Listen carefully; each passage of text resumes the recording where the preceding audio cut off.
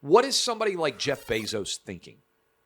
Jeff Bezos built Amazon, a trillion-dollar company based on embracing capitalism and risk-taking and market-based economies. And then he pays $250 million for the Washington Post and curls up in the fetal position and doesn't cover one of the biggest stories that's out there. His company gets everything wrong on Russia collusion. They get virtually everything wrong with COVID. If you're Jeff Bezos, and I say this as a guy who ran a media company at Outkick and still is involved very much in running a media company, what are you doing? You've allowed your company to be taken over, the Washington Post, by people that you would never employ at Amazon because they're too woke and they're too dumb to work at your Amazon company. And yet you're allowing them to destroy the journalistic brand of the Washington Post. Look, I used to love the Washington Post. I went to college in Washington, D.C. Kornheiser and Wilbon had two of the funniest sports columns anywhere in the country. The Washington Post was left-leaning, but fair, by and large, before Donald Trump came into office.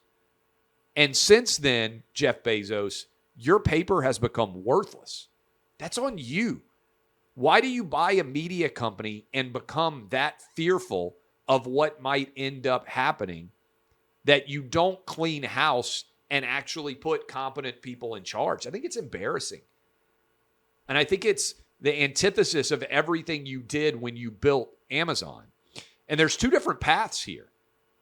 Elon Musk, some of you may have seen the spaces that he did where he sat and took questions from people for hours, including one of them was mine.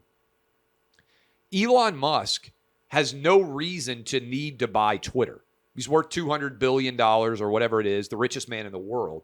He's doing it because he believes the First Amendment and freedom of speech are such an important concept that human civilization may depend on people's ability to say exactly what they think within the limits of acceptable discourse. But when I watch the people who were employed at Twitter, Elon Musk, by and large, has fired all of them and replaced them oftentimes with no one, right? He's probably got a quarter of the employees at Twitter now that he had before, and the site seems to work fine without 75% of the employees. But allowing these diversity and inclusion, woke, triple masking losers to destroy your company from the inside and stand up against everything that you believe in, as an owner, how would you allow that to happen? And I think these are such intriguing positions to contemplate that Elon Musk and Jeff Bezos have taken. And you know what?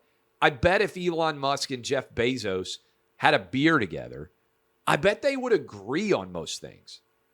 I can't imagine, personally, choosing not to say exactly what you think because you're afraid of what some people may think about you.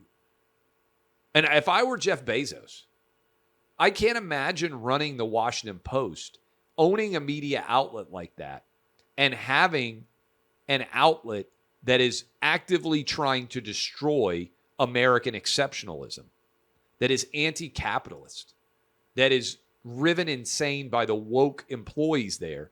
Elon Musk fired them all. Every year, Amazon used to fire 10% of their employees because they didn't think they were good enough workers. Why is Jeff Bezos so afraid to put his own stamp on the Washington Post?